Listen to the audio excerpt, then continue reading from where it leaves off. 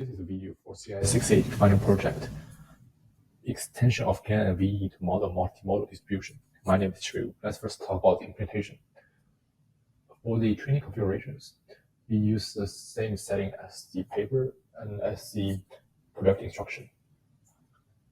Now we create the loader for the project, which uses the edge to shield dataset, and this dataset is provided as the template code for the project. Then we create the model for this project, which includes a generator, encoder, and 2 discriminator. For the generator, we use the UNet configuration adjusted from the Cycle GAN project, which includes 5 downsample blocks and 5 upsample blocks. And for the discriminator part, we use the patch GAN provided in project 5 of the course. And for encoder, we use the pre-trained ResNet.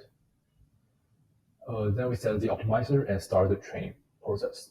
In the training process, there are 3 parts. First, we train the generator and encoder, where we freeze the weight of 2 discriminator. The loss of the generator encoder actually has several parts. The first part is the L1 loss of the image, which try to constrain the transform image to be similar to the target image. Then there are 2 adversarial laws for 2 discriminators, which encourage the generated image to be photorealistic.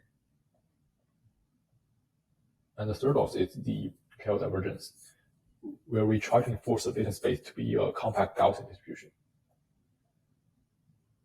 After this, we freeze the encoder and train the generator only, where we use the loss of the L1 latent loss, where we try to regularize the generated image can be coded back into the learned latent space.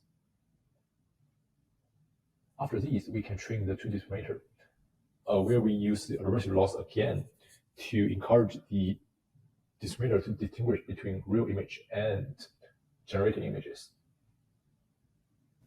Then we can take a look at the result of the implementation. First, we take a look at the loss plot, where we plot the 3 parts in 3 different plots. The first part is for the training loss for the generator and encoder, where we can see that the image L1 loss decrease as the training progress. But for the other losses, it just doesn't change a lot during the training process. And for the training loss for the 2 discriminator, actually we can see that the loss is quite noisy during the training process. And for the intermediate generated images, I use the same input image and same random variable z to check the generated results during the training process. You can see that during the training, the output image is getting more photorealistic.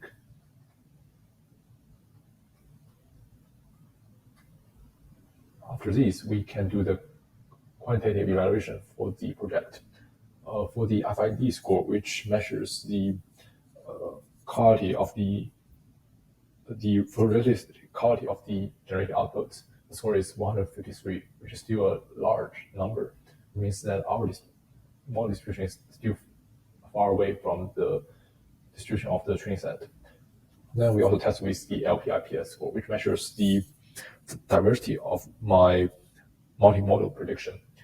The number is 0.136, which is still not very large, but it shows that it has the power to generate different images with different random variables.